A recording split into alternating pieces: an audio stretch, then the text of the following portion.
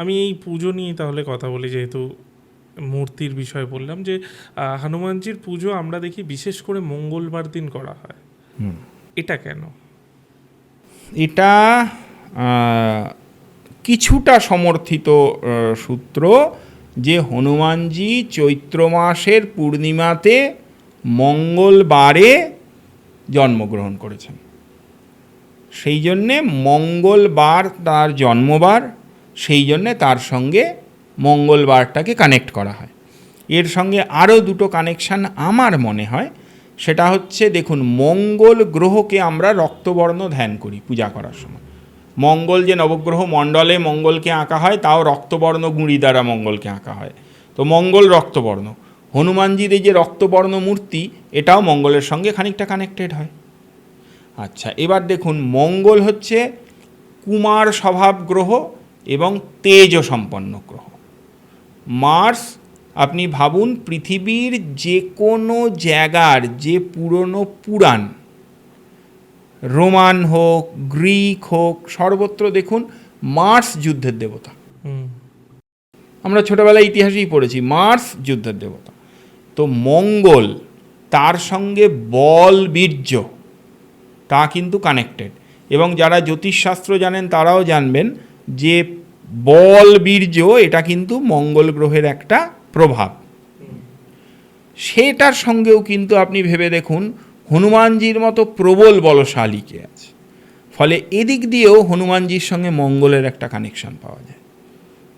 মানে জ্যোতিষ দিয়ে আমরা একটা কানেকশান স্থাপন করতে পারি। ফলে প্রায় আমার চোখে 3টে অ্যাঙ্গেল আছে মঙ্গলের সঙ্গে হনুমানের কানেকশান। এবং বারাধিপতি তো গ্রহ, মঙ্গলবারের অধিপতি গ্রহ মঙ্গল, ফলে মঙ্গলবার আর মঙ্গল এবং হনুমানজি এই ব্যাপারটায় কানেক্ট করা সম্ভব।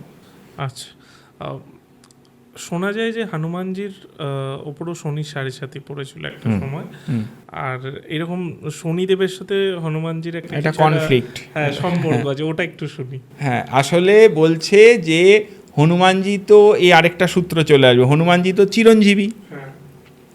এবার চিরঞ্জীবী হিসেবে তিনি এই পৃথিবীতে রয়েছেন।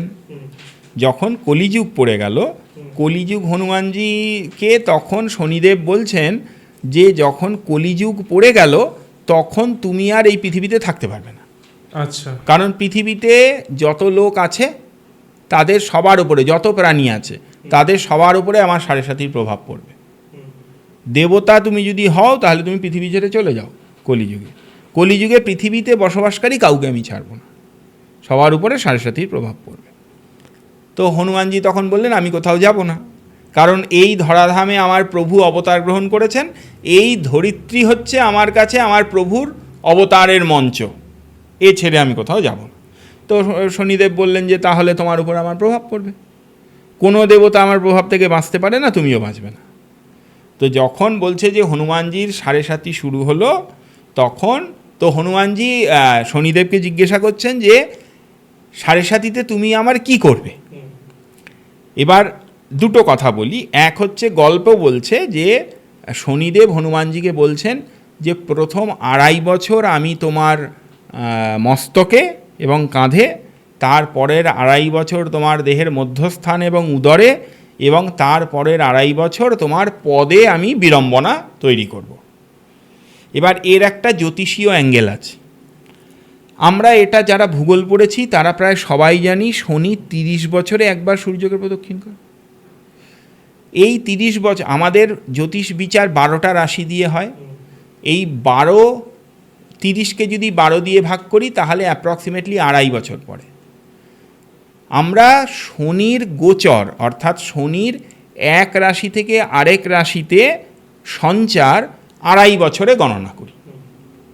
সেই হিসেবে কোনো ব্যক্তির জন্ম রাশি যা, সেই রাশি, তার পূর্বের রাশি এবং তার পরের রাশি, এই 3টে রাশির 3 × 2.5 মানে 3 × 2.5, এই যে 7.5 হলো, এই 7.5 বছরকে আমরা শনির সাড়ে সাতি বলি।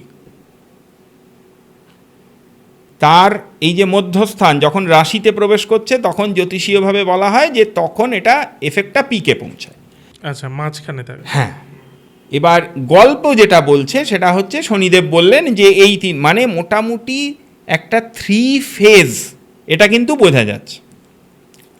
তো যাই হোক, এবার জ্যোতিষ থেকে আবার এদিকে চলে আসি গল্পে, যে তখন হনুমানজি বললেন যে ঠিক আছে, তুমি তোমার কাজ শুরু করো, আমি আমার কাজ করব, তুমি তোমার দায়িত্ব পালন করো। তো শনিদেব যখন হনুমানজির ওপরে প্রভাব শুরু করলেন, হনুমানজির মস্তকে প্রথম তার প্রভাব পড়ল। বলছে যে হনুমানজি একটি বড় পর্বতখণ্ড, তিনি তো গন্ধমাদন তুলে এনেছিলেন, তো একটি বড় পর্বতখণ্ড তুলে নিজের মাথায় চাপিয়ে রেখে দিলেন। শনিদেব তাতে চাপা পড়লেন। তো যখন শনিদেব বলছেন যে আরও প্রভাব বিস্তার করে বিরক্ত করার চেষ্টা করছেন, তখন হনুমানজি আরেকটা শিলাখণ্ড তুলে নিজের মাথায় চাপিয়ে রাখছেন। তো তখন শনিদেব বলছেন যে তুমি আমায় ছাড়ো, এরম করলে হবে কি করে? তো হনুমানজি বলছে তুমি তোমার কাজ করো, আমি আমার কাজ করছি, আমি তো হনুমান, আমি এরম করেই আমার অসুবিধে মেটাই। তো তাতে এক সময় ব্যতিব্যস্ত হয়ে শনিদেব হনুমানজিকে ছেড়ে দেন এবং বলেন যে তোমার ভক্তদেরকেও আমি আর বিড়ম্বনা দেব না। এটা তো একটা গল্প। আমি এবার একটু অন্য অ্যাঙ্গেলে ভাবি, সেটা হচ্ছে জ্যোতিষের ব্যাখ্যাটা আমি বললাম, সাড়ে সাতির ব্যাখ্যাটা দেখুন। প্র্যাকটিক্যালি হনুমানজি অবতার খালি না, হনুমানজি একজন ভক্ত এবং হনুমানজি কিন্তু একজন প্রকৃষ্ট সাধক। হনুমানজি যে তন্ত্রবিদ্যাও জানতেন তা তার ভদ্রকালীকে আনয়ন থেকে বোঝা যায়।